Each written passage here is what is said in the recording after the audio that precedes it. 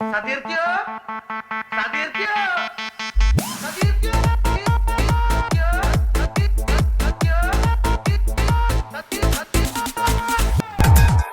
സ്ത്രീ വിവേചനം നേരിടുന്ന സ്ത്രീകൾക്കും അതിക്രമം നേരിടുന്ന സ്ത്രീകൾക്കും ഒപ്പമാണോ?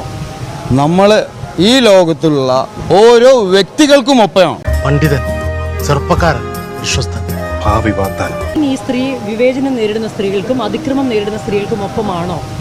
നമ്മൾ ഈ ലോകത്തുള്ള ഓരോ വ്യക്തികൾക്കും ഒപ്പമാണ്. മനസ്സിലായില്ല, കുറച്ചുകൂടി വ്യക്തമാക്കി തരാം. അല്ലാതെ സ്ത്രീ പുരുഷൻ എന്ന് നിങ്ങൾ എൻ്റെ അടുത്ത് ചോദിക്കുമ്പോൾ തന്നെ നിങ്ങൾ അതിൽ വിവേചനത്തോടെയാണ് എൻ്റെ അടുത്ത് പറയുന്നത്.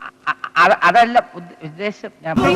സിനിമാ മേഖലയെ കുറിച്ച് സംസ്ഥാന സർക്കാർ നിയോഗിച്ച ഒരു കമ്മീഷൻ അന്വേഷണം നടത്തി. അങ്ങനെ എല്ലാ മേഖലയിലും ഒരു കമ്മീഷനെ നിയമിച്ചു കഴിഞ്ഞാൽ എല്ലാ കമ്മീഷനും പറയാനുണ്ടാവും ഒരുപാട് കഥകള്.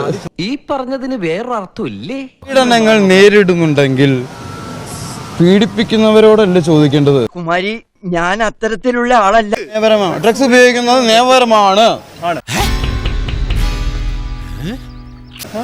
മദ്യവും സിഗരറ്റും ഡ്രഗ്സ് അല്ലേ?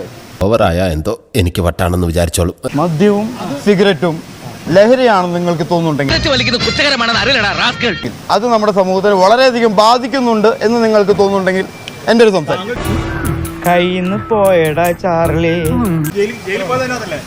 ഇപ്പൊ എന്താ പറഞ്ഞ ജയിലിൽ പോയത് എന്തിനാണെന്ന് അറിയില്ല.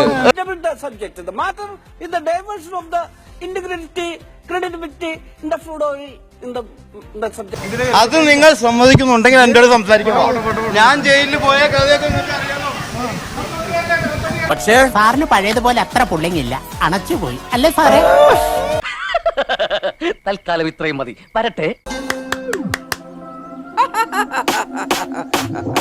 അപ്പൊ ശരി, പിന്നെ കാണാം. ബൈ.